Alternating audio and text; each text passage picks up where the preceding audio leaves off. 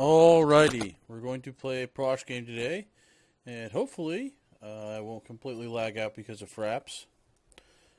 People always ask, what do I tutor for? Well, just like when people ask me, what do I pile with intuition, what do I pile with doomsday, what do I tutor for in this deck, it depends on what's in your hand.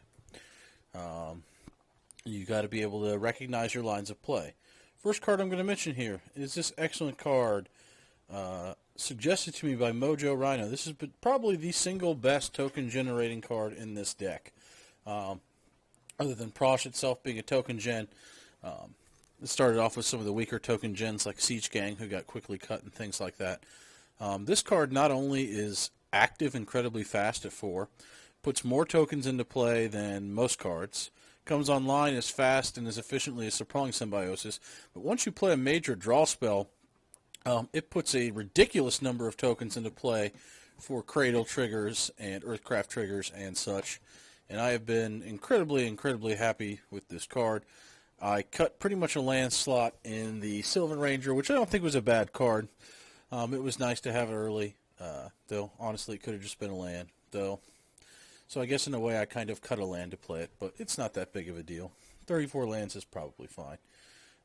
We've got a couple things to combat that at this point, and if we have to tutor 4 mana in the early phase of the game, it's really not that big of a deal, especially considering that tutor's either going to be giving us a Vintage Rock and a Mana Crypt or a Soul Ring, or Crucible of Worlds in an engine, or if we've already got a token gen, it's going to give us, that Gaia's Cradle right off the bat.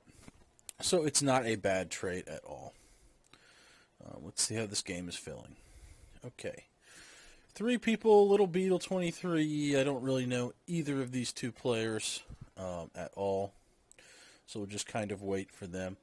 One thing I've been noticing, I hate how much this card is sucked by how many tokens you draw online, TGA. But the other thing I'm noticing is now that my main win line is God of the Forge, Empty the Warrants, you can reach that with very little problem almost every single game. Okay.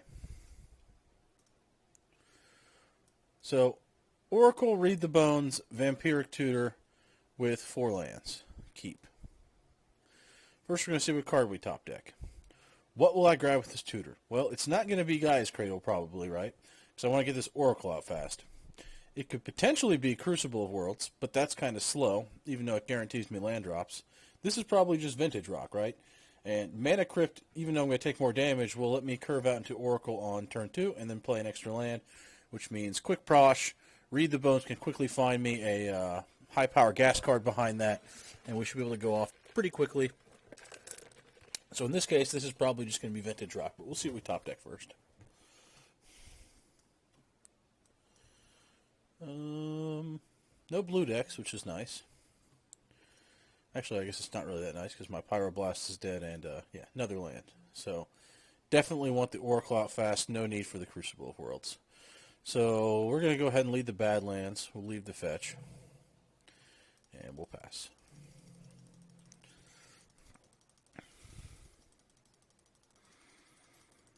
Yeah. Now we've got 4 more lands in our hand. We definitely want Oracle to drop all those lands very quickly. The Mana Crypt and the lands alone are enough for Prosh. If we get more lands on the top, which would typically be bad with this kind of hand because we already have plenty of lands, we can use Oracle to eat right through them and keep additional cards in our hand, which is always good. Because if we do go into Greater Aura, the more cards that we have total, the better, which is part of the reason Kodama's Reach is a good card in this deck, similar to Read the Bones. Or Night's Whisper going up a card if you take that line is always good. That is not. Going to get a Mana Crypt with the strongest turn 1 aggro play in the game, at least in my opinion, is disgusting. I don't really have a lot of removal. I have a feeling that our life is going to get shredded this game, which makes Minions Murmurs a little weaker. Probably not going to drop a Necro if we grab it. Probably not too much of a problem because I don't think I have any problem racing a single Sarah Ascendant. But it's not something I like to see, and considering we're going to drop a Mana Crypt and an Oracle, I have a feeling this thing is swinging at me, and I'm not going to be blocking it.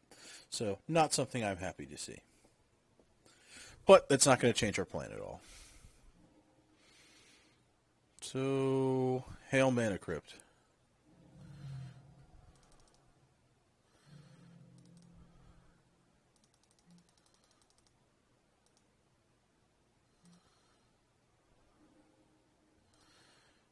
Enter Mana Crypt.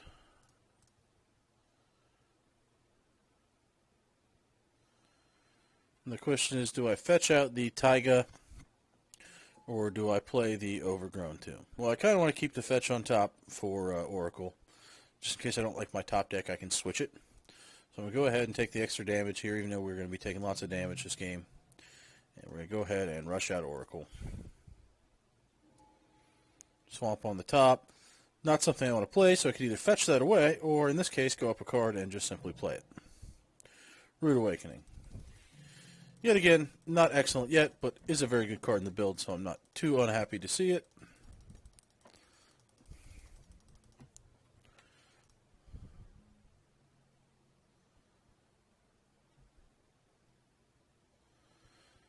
That card should be banned. I don't know if he's talking about Mana Crypt or Saracen. I have a feeling it's Saracen, because what's the timer for? 17?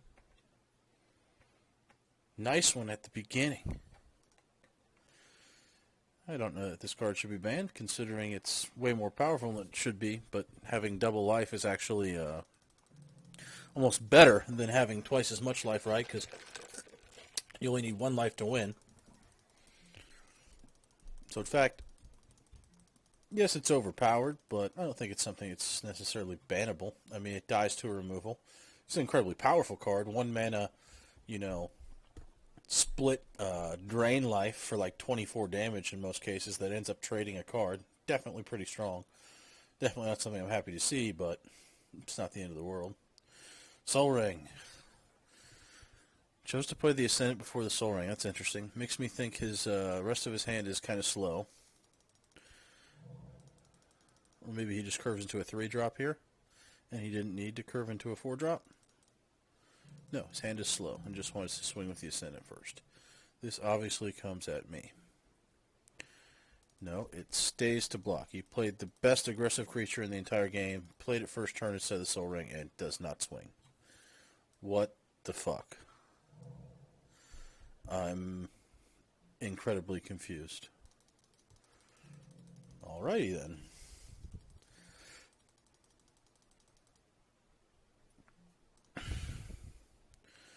Doesn't matter whether I choose heads or tails, it always damages me. Sometimes I get lucky, but I feel like no matter how I switch it up, what I choose to pick first, the game just wants to punish me. I'll pick heads this time. Oh, wow. Luck be a lady today. Land on top. Yet again, not what we want to see, but we'll plop it into play. Yet again, not what we want to see. Plop it into play. Earthcraft. Earthcraft is pretty good. Already have the Rude Awakening, but I don't have something to combo with it. I can play the prosh without cracking this fetch, which I think is exactly what I'm going to do here.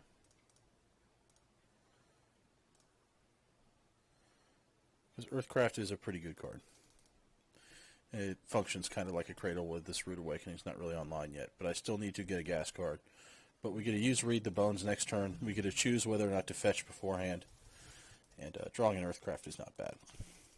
Especially considering we've got basics in black and red.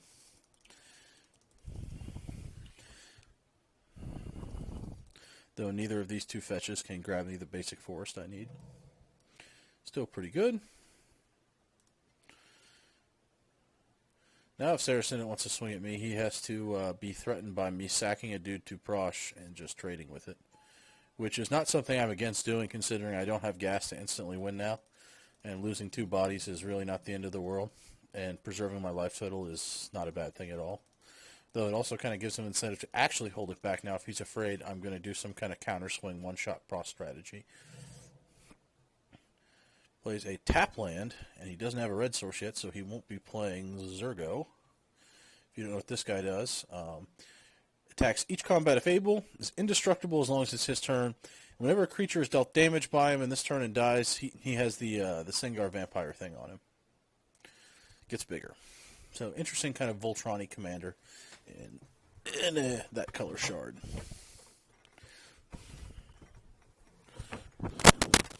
Erebos God of the Dead. Okay, slow draw engine. We're not so worried about a slow draw engine.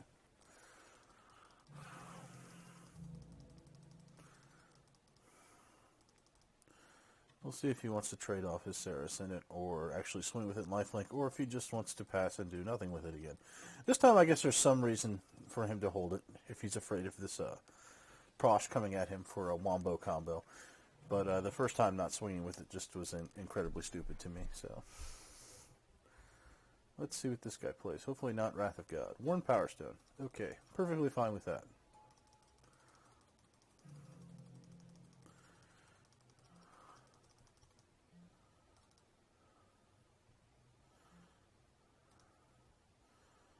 Heads.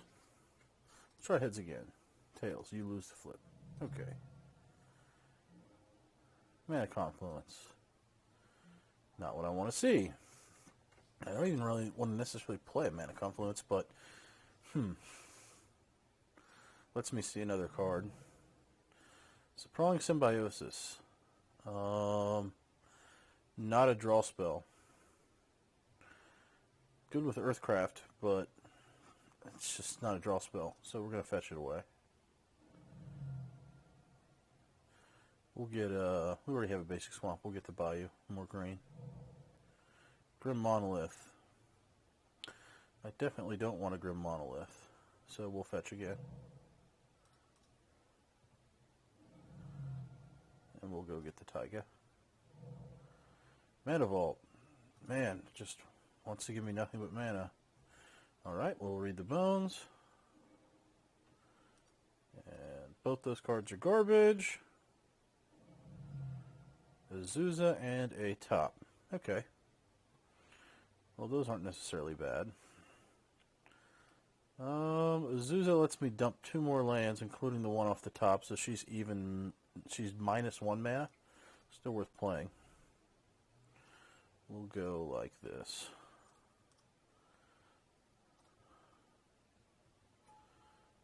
Azusa.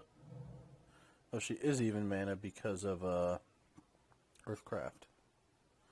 Another land off the top. Dear God. Talk about land flood.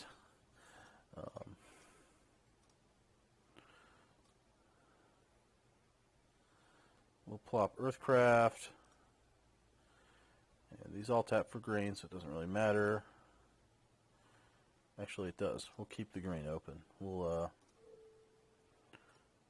untap Earthcraft and play top.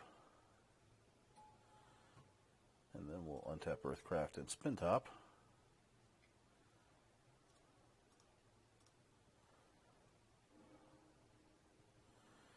Gee, holy fucking mana.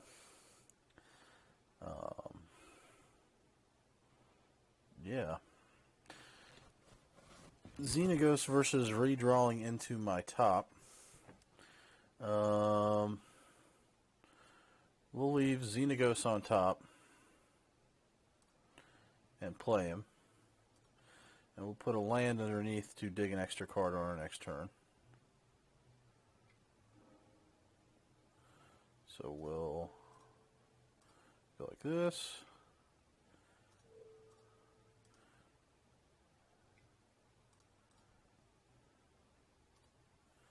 Green. Xenagos.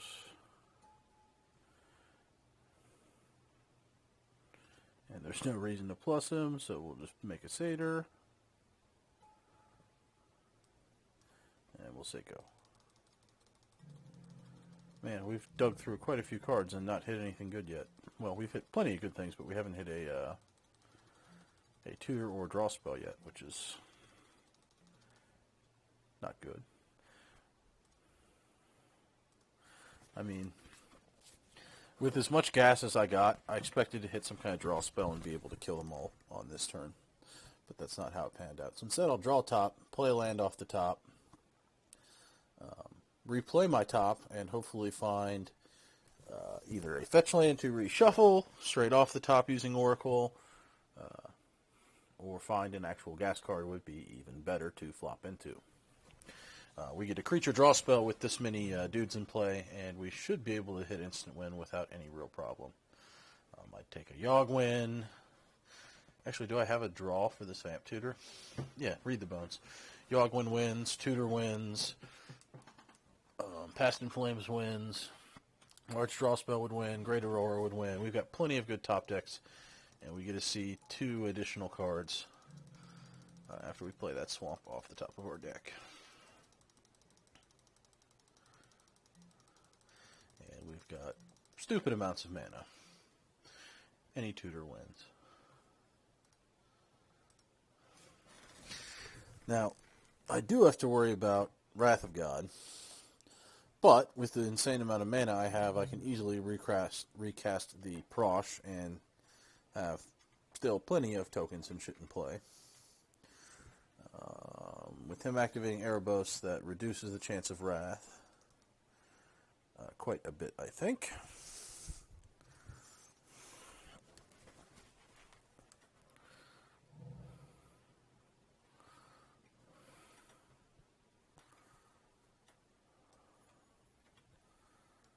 That's definitely Wrath mana represented. Utter End on the Earthcraft, okay. That's not something that makes me happy, but I have a Xenagos on the board and still have all my dudes, so unless this guy Blast Axe me or something, I think I'll be fine.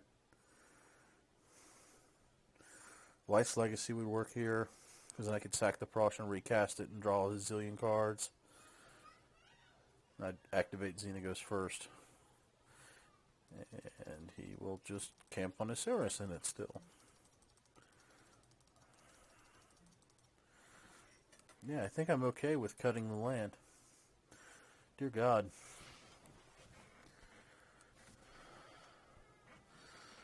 Because we were at, what, 1, 2, 3, 4, 5, 6, 7, 8, 9, 10, 11. And how many actual not those kind of cards that we went to? Read the Bones.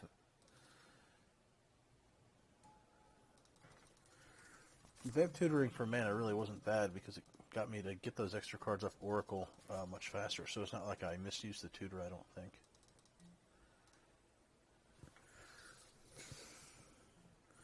Let's try heads again. Oh, well, there we go.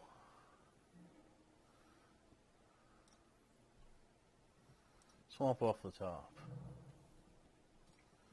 Top into play. With these extra land drops, every land I hit, I get to dig one deeper. Fetch land. Excellent.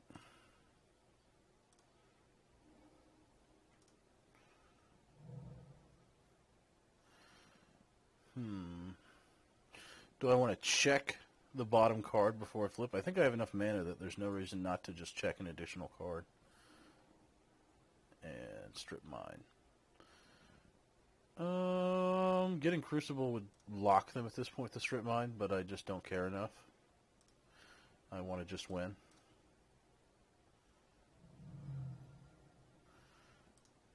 Here's our basic forest for the now exiled Earthcraft, so it doesn't matter. Play the forest off the top so I can see one deeper. Still don't want a Red Blast. Come on now. Empty the Warrens. I can take the map and shuffle, but then I lose my top.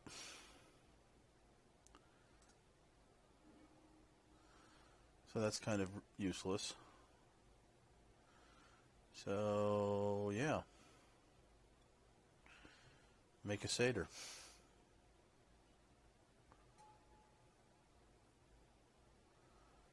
I don't even... Do I care if I play these lands or not? Are they better in my hand? No. Just play tapped. Well, at least Expedition Map gives me another shuffle effect for next turn. And we'll just do nothing again. This is super duper fun. I've just missed my kill turn. Killing turn 6 is super slow. This is like probably a very good way to get screwed, though, because there's no blue players to hit my gas spells.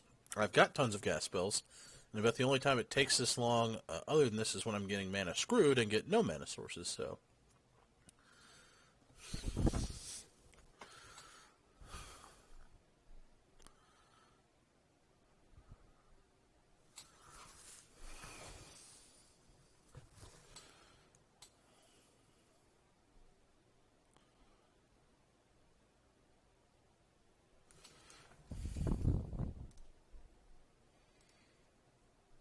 My odds of getting wiped at this point seem fantastically high.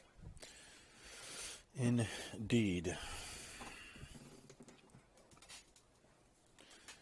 At X your mana pool, X is the number of creatures you control.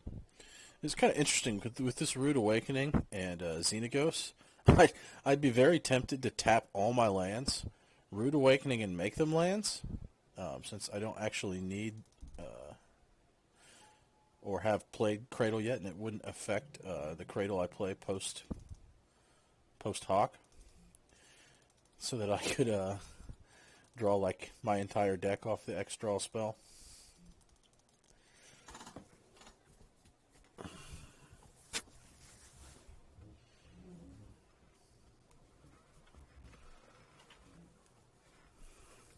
Well, the first thing we do after drawing map is we get to check one more card with top. After we check one more card with top and see that it's like another card that's not a land, we'll pop this. If it is a land, we'll stick the land on top and drop it to dig one deeper. I guess what I could have done, slight misplay from last turn now that I'm thinking about it, is I could have played the Strip Mine off the top just to see an additional card. That would have probably been the right play since I have a stupid amount of mana. So, slight misplay there now that I think about it.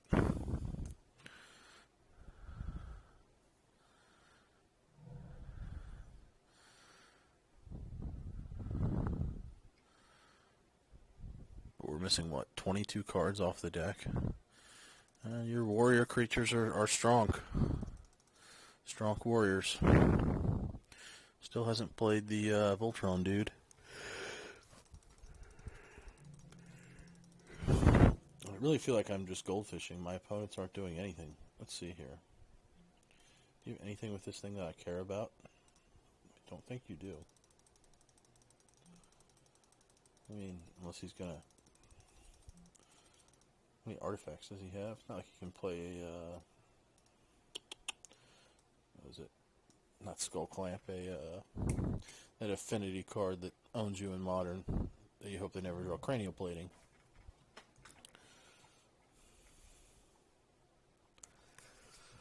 Oh my god. No Blasphemous Act. Not that it would be a huge problem, but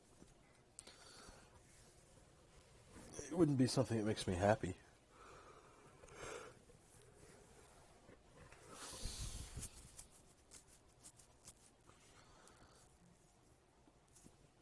Alright. Plays his Mana Dork for X-Spells Commander.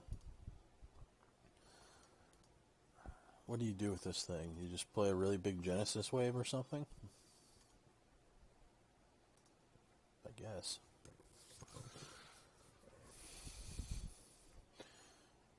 I don't think he's just going to fireball everyone to death with 4 extra mana.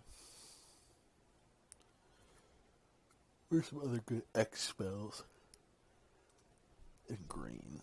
I don't even know. I don't think it matters. I don't really have a way to interact with it anyway. Silk Lash Spider. Alrighty then. I don't think I care about that. In fact, maybe it's good. Maybe it'll kill Prosh and give me more stuff to do. What do we think? Back to tails or heads again? Going back to tails would be too nice. We'll go heads again. Yeah. You kind of get a feel for this thing. So, draw map. Okay. Draw map, spin top, check third card down. Forest.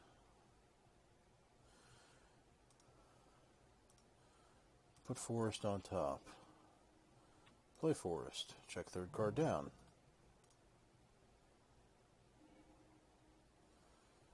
Useless. More fucking mana. As expected. Play map. Crack map. Go get Cradle. Sees another card I don't want. Okie dokie.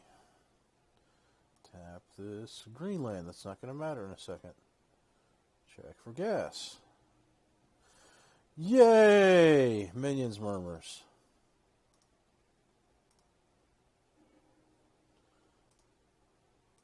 Draw. Cradle. Taps Cradle. Taps black. Finally.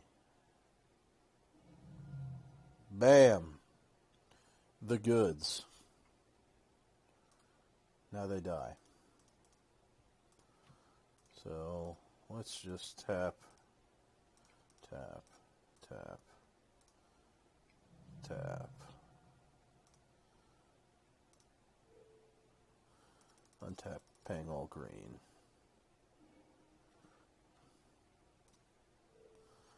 Flare top. Flare pedal. Flop top to get demonic.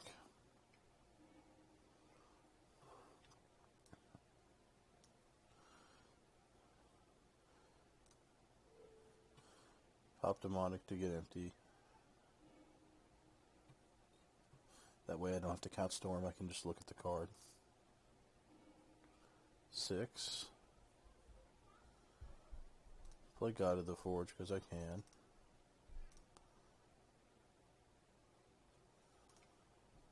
Make lots more green mana. Up my storm count. Perifos trigger. Up my storm count. Perifos trigger.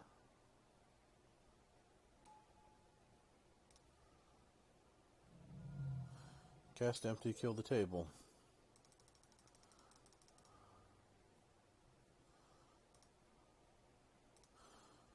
Well, that was easy enough, wasn't it? We eventually found our draw spell. It just took us a turn or two longer than we wanted it to.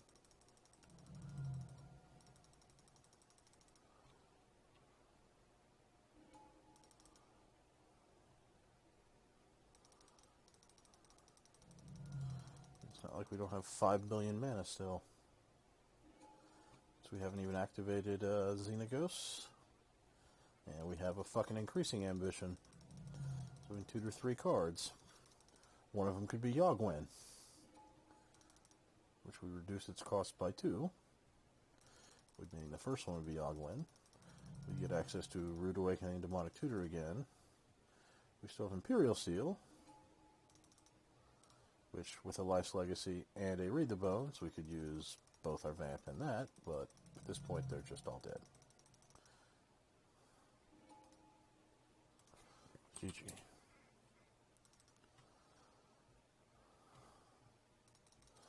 If we didn't have God of the Forge, we could have went and got one of those.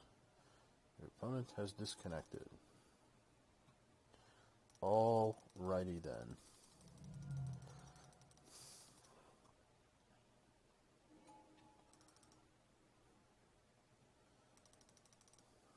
Get out of my way, Soul Ring.